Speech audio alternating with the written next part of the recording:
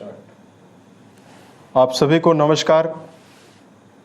दोस्तों, मिथुन राशि वाले जातकों का इस चैनल पे स्वागत है।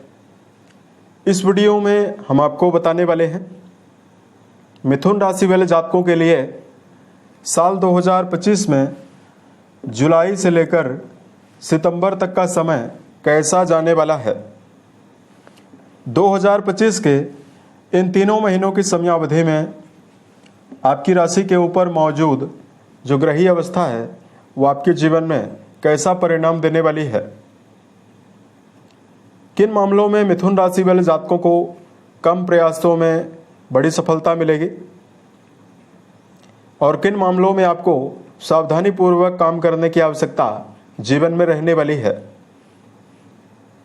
देखिए, ये राशिफल जो है वो आपके चंद्र राशि के ऊपर प्रभावी है और आपकी राशि के लिए ही यानी मिथुन राशि के लिए ही बनाया गया है। अगर आपके पास चंद्र राशि ना हो तो आप इसे अपनी नाम राशि के अनुसार भी सुन सकते हैं।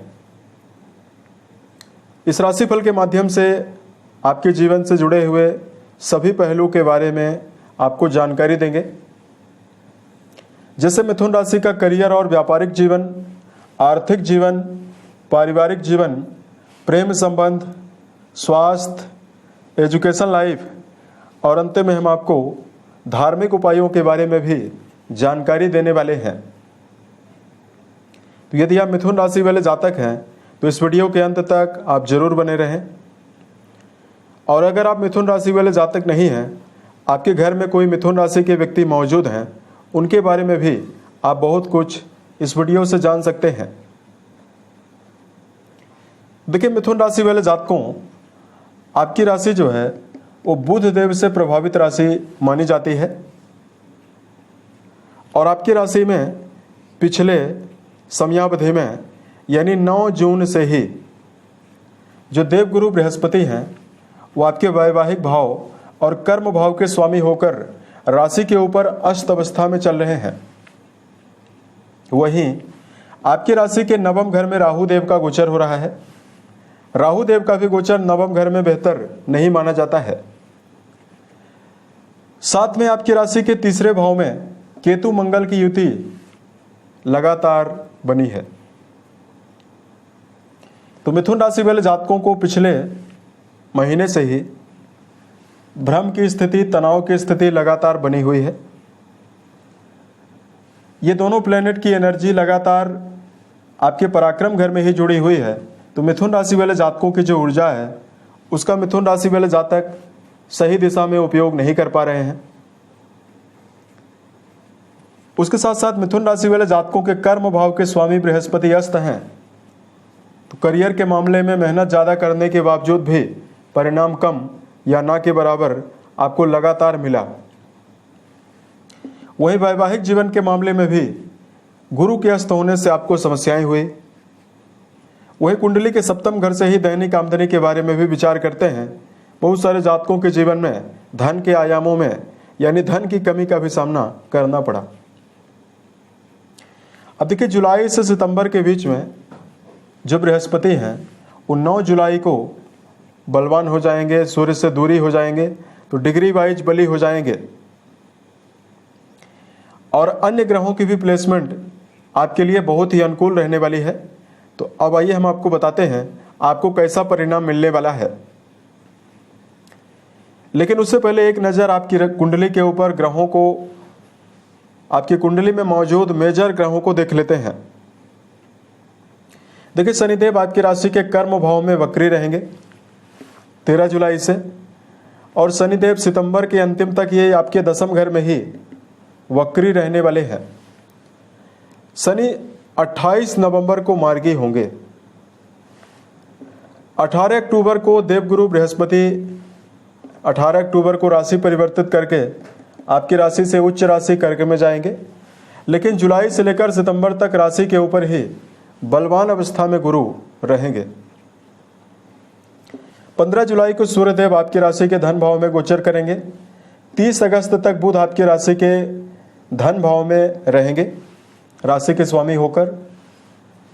जुलाई की शुरुआत में केतु मंगल की युति जो है पूरे जुलाई के ही महीने में पराक्रम घर में रहने वाली है, जिसमें केतु का तो तीनों महीनों में परिवर्तन नहीं होगा, लेकिन मंगल का परिवर्तन अगस्त में होगा।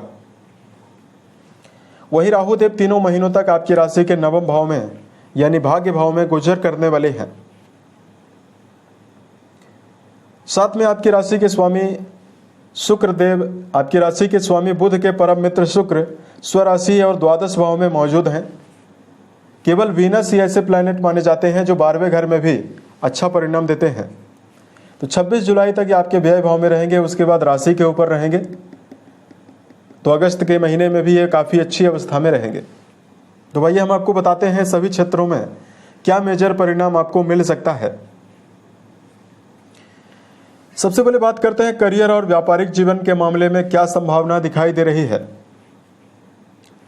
दोस्तों, देवगुरु बृहस्पति का भाग्य भाव से संबंध बना हुआ है। गुरु बृहस्पति आपके कर्म भाव के स्वामी होकर राशि के ऊपर ही मौजूद हैं। वहीं आपके कर्म भाव में लगातार शनि महाराज का गोचर हो रहा है। 13 जुलाई से शनिदेव आपके दशम घर में वक्री हो जाएंगे। तो जुलाई से लेकर सितंबर तक की समयावधि में जो मिथुन राशि वाले जातक हैं, गर्मजोशी के साथ कोई भी काम को करते हुए नजर आने वाले हैं।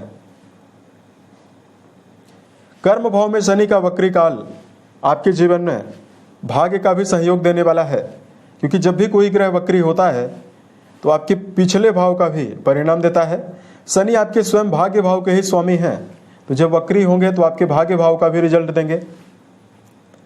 ऐसे में मिथुन राशि वाले जातकों के जीवन में कर्म क्षेत्र के मामले में रुके काम बनने की संभावना भी दिखाई दे रही है। यदि आपके जीवन में कोई भी कार्य व्यवसाय नहीं है, अगर आप किसी नवीन कार्य व्यवसाय की योजना बना रहे हैं, उसके लिए भी समय बेहतर रहने वाला है। जो लोग इस समयावधि में आयरन, कोयला, petroleum, construction, building material, automobile के सेक्टर में प्रॉपर्टी से जुड़ा हुआ कोई भी काम कर रहे हैं, उन सभी जातकों के जीवन में बड़ी सफलता मिलने वाली है। यहां पर आपको बताना चाहते हैं शुक्र देव की अवस्था आपके लिए बहुत ही बेहतर है। तो जुलाई और अगस्त में क्रिएटिव फील्ड में यदि आप काम कर रहे हैं, वहां पर भी आपको बड़ी सफलता मिलने वाली है। संगीत, साहित्य, गायन, वादन, नृत्य, फिल्म इंडस्ट्री से यदि आपका जुड़ाव है, यदि आप कोई व्यापार कर रहे हैं, उसमें आपको बड़ी सफलता जुलाई और अगस्त में जरूर मिलेगी। अब देखिए, बात करते हैं मिथुन राशि वाले जातकों के लिए आर्थिक मामलों में क्या परिणाम आपको लगातार मिलने वाला है।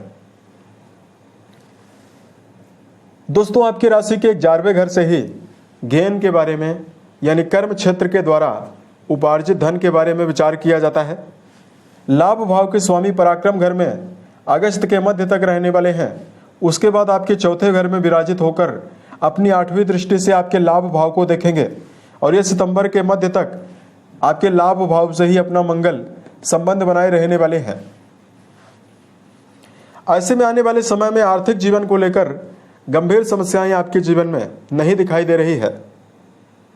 देवगुरु बृहस्पति की 7वीं दृष्टि भी आपकी राशि के वैवाहिक भाव पर बनी हुई है। तो मिथुन राशि वाले जातकों के जीवन में आने वाले समय में आर्थिक उन्नति के लगातार अवसर मिलेंगे। कुंडली का 7वां घर व्यापार के लिए जिम्मेदार है।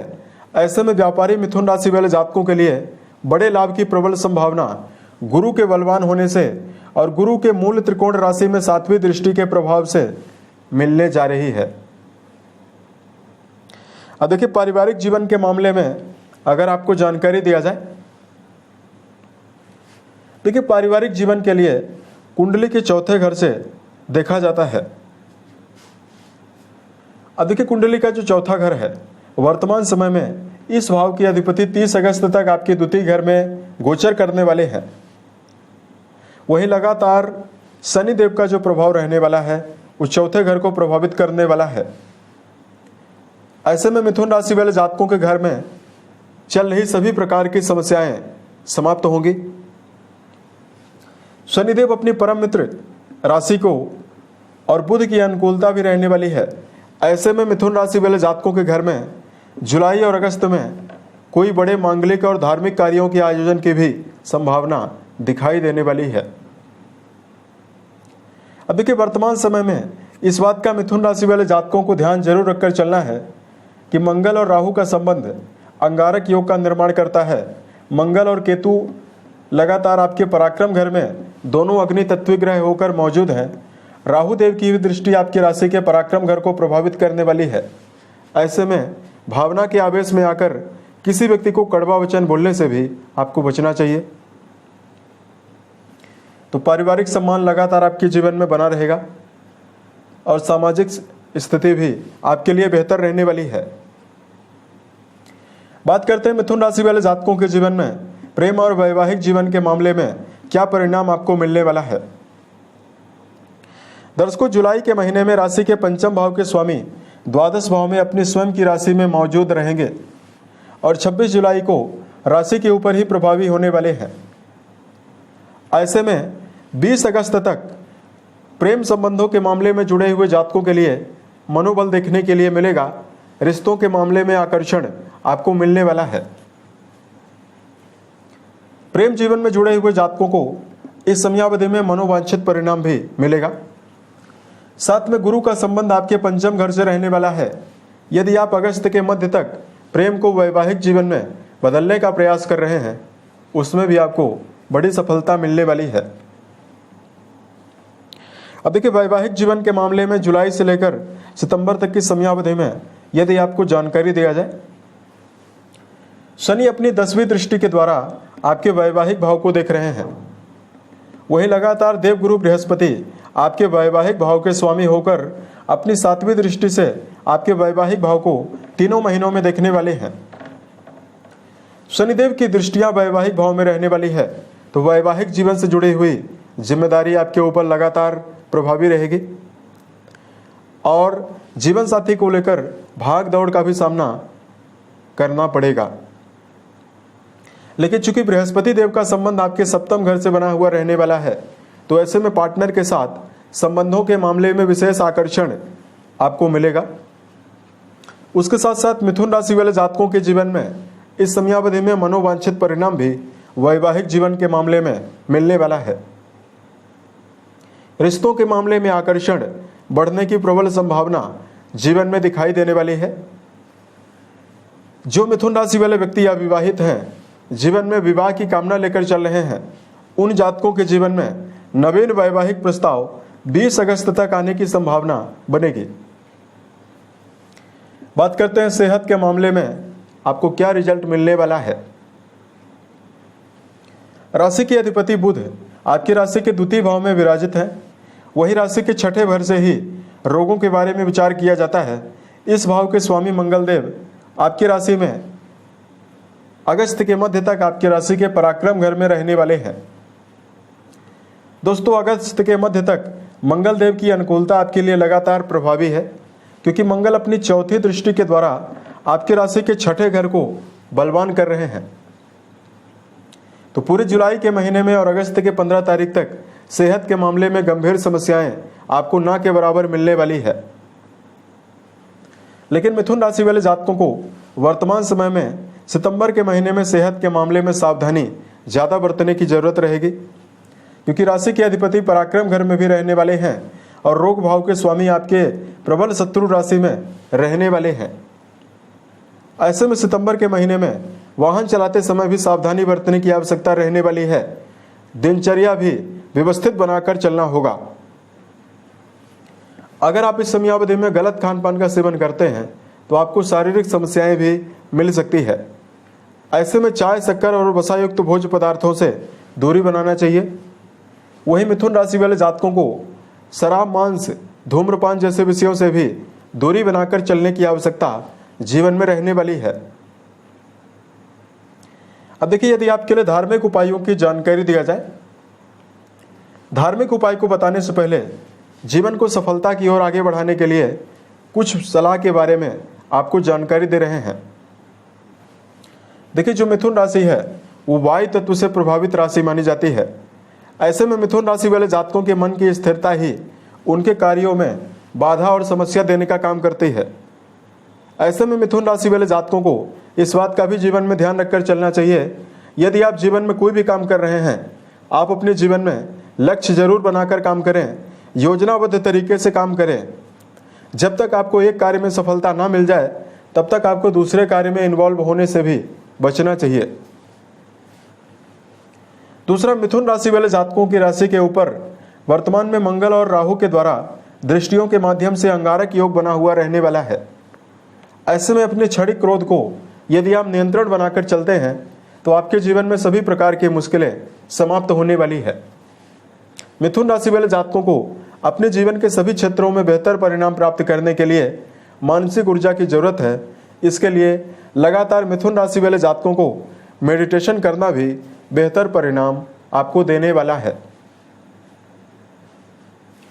अब देखिए, मिथुन राशि वाले जातकों को हम धार्मिक उपाय बताने वाले हैं। राशि के स्वामी बुध माने जाते हैं, तो ऐसे में बुध के बीज मंत्र ओम बुम बुधाय नमः नामक मंत्र का यदि आप जप करेंगे तो आपको बेहतर परिणाम मिलेगा। यदि आप भगवान गणेश की आराधना करते हैं, ओम गम गणपतये नमः नामक मंत्र का जप करने के बाद गणपति के ऊपर दूर्वा अर्पित करते हैं तो भी आपके जीवन में विशेष शुभ परिणाम आपको मिलने वाला है।